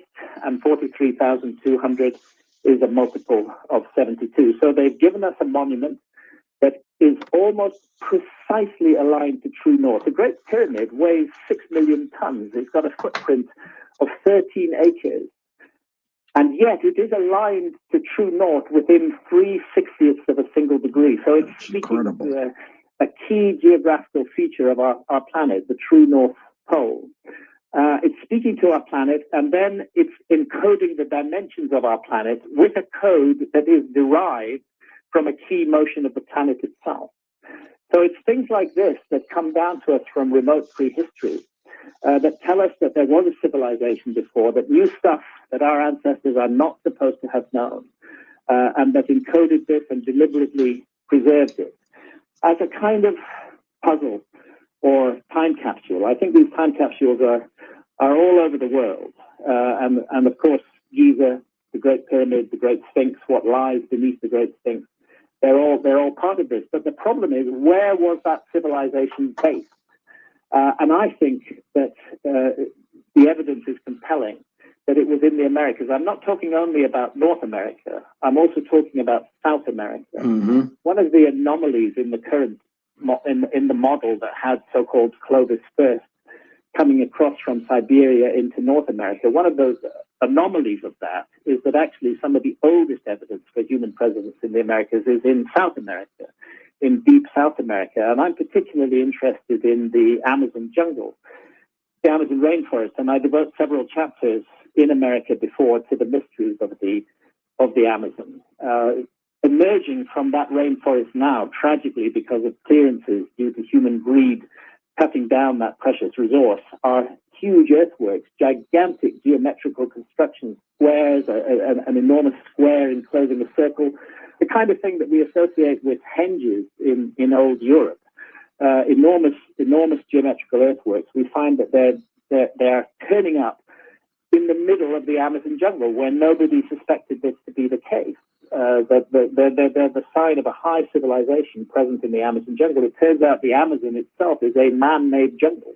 It isn't just a natural phenomenon. It's been carefully cultivated, nurtured, and looked after by human beings. So trees that produce foods are in enormous dominance in the Amazon, and that's not an accident. It's because human beings made it happen. There's incredible deep knowledge of plants in the Amazon. There's the mysterious psychedelic brew called ayahuasca, which has been changing people's lives all around the world since it became introduced to global culture, is really a remarkable achievement of chemistry.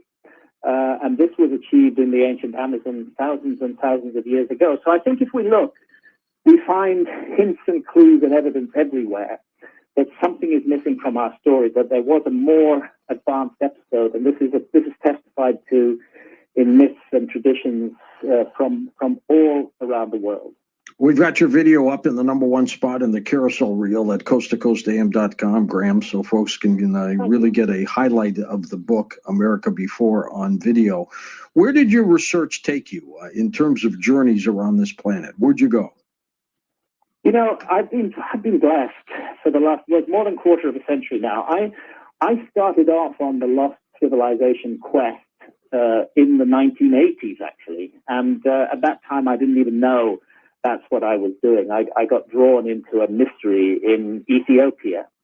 Ethiopia claims to possess the lost Ark of the Covenant. In that church somewhere, right? In a little church in Aksum in the province of Tigray in northern Ethiopia. I was a reporter back in the 80s, and I found myself outside that church in 1983, talking to the monk who guarded it. Do they let people inside, by the way, in that church? No, they don't. They don't. It's guarded, and you're kept outside the gate. But I talked to him through the gate, and he said, kind of matter of factly, "Oh, we have the Ark of the Covenant." Show us, folks. Show us, right? And I'd just seen, Indiana Jones, Raiders of the Lost Ark. So I thought I sniffed out a potentially very interesting story. And it turns out that the claim to possess the Ark of the Covenant is central to Ethiopian culture, that every church in Ethiopia contains a replica or a model of the Ark of the Covenant or of the tablets of stone that were within it, and that it's fundamental to Ethiopian Christianity, which is odd because it's a pre-Christian relic. So I decided to investigate this. I found that academics were very dismissive of the Ethiopian claim, but the more I looked into it, the presence of indigenous Jewish population in Ethiopia, the so-called Falashas, practicing a very Old Testament form of Judaism. Many different kinds of evidence led me to conclude that there is merit to the Ethiopian claim. And along the way, I was forced to consider what was the Ark of the Covenant itself. And what it seemed to me to be was a piece of technology which could strike people dead with bolts of fire, which created terror and awe in the enemies of Israel.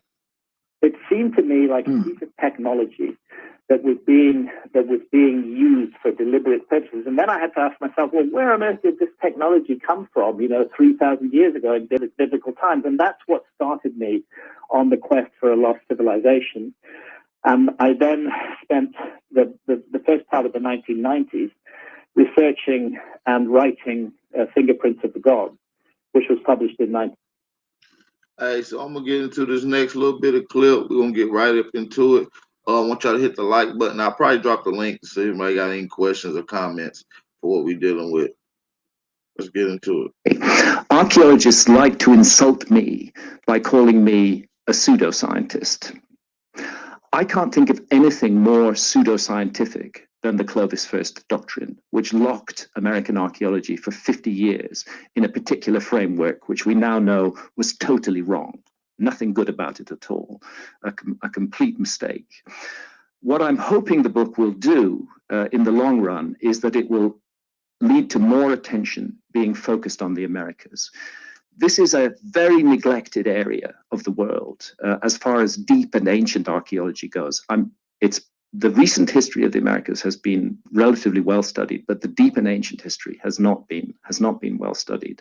And I think America is going to contain revelations for us about our story and about our past. And I'm serious when I suggest that America is the most plausible and the most likely home base for a lost civilization. If you're going to propose a lost civilization, there are certain preconditions. You can't have it on a small island. There's got to be a large landmass with enormous resources and the ability for population to grow and for those resources to be mobilized. And what I suddenly realized, you asked earlier why I started to write this book at all, is what the new evidence is pointing to is that the Americas have been wrongly neglected. That here we have a giant continental landmass with extraordinary resources that has just been ruled out of the story of human civilization. But once we take account of the fact that there was a giant cataclysm over North America 12,800 years ago, and once we start looking, as I do in America before, at the incredible, deep, in-depth similarities between, for example, the religious system of ancient Egypt and the religious system of the Mississippi Valley, then you realize that you're into a global mystery here, and that the answer to that mystery may not at all be in the old world and may very much be in the Americas. See, it's odd. I mentioned Moundville earlier on. It's kind of odd that we should find what is essentially the ancient Egyptian religion manifesting in the symbolism of Moundville, the ascent to Orion, the transit to the Milky Way, the journey along the Milky Way. These are very specific and idiosyncratic ideas. And what makes it doubly odd is Moundville isn't that old. Moundville, as a site, is about 1,000 years old. Ancient Egypt had already been gone completely from the world for at least 600 years before Moundville was created. The end of ancient Egypt, there's Moundville. And what we're looking at in the foreground is Mound B, and we're looking at Mound A in the distance, and a complete circle of mounds. What is odd about it is we find this system of ancient Egyptian ideas in Moundville 500 years after ancient Egypt has gone from the world. The Romans were the end of ancient Egypt. By 400 AD, ancient Egypt is gone. Moundville doesn't even exist then, but 600 years later, it is created and it manifests the entire set of ancient Egyptian ideas. Clearly, it did not get that as a result of direct transmission from ancient Egypt, unless they were time travelers. The only way I think it could have got it is as a result of a legacy passed down from a much earlier civilization that had been influenced and affected many different parts of the world. And the characteristics of that civilization, the shamanistic heart of it, the use of altered states of consciousness, the focus on those, are amongst the reasons that I would suggest that America is the place that we should be looking. And the big mysteries are in the areas that were so devastated at the end of the last ice age, up in the north of North America, the channeled scablands in particular, and then the Mississippi Valley, the whole story of the Mississippi Valley. Yes, Moundville is 1,000 years old, but then you can go back to Poverty Point in Louisiana, which is 2,700 years old. You can go to Watson Brake in Louisiana, which is 5,500 years old. You can go to sites like Conley, which are 8,000 years old. The system keeps on going back and disappearing back into time. And I think the most fruitful new work on exploring the origins of civilization is going to occur counterintuitively in the Americas, the very last place on Earth that archaeologists have ever thought to look. And I'm going to end it right there. Y'all make sure y'all come hit the link. That's it for the videos. Make sure y'all go hit the link in the chat. Hit the link. While y'all hit the link, man, we're gonna try to make sure that the audio is cool. As we wait and do this, let's I'm gonna play a song from one of my brothers. Let's get it going. God, Daddy, why you keep being stuff out?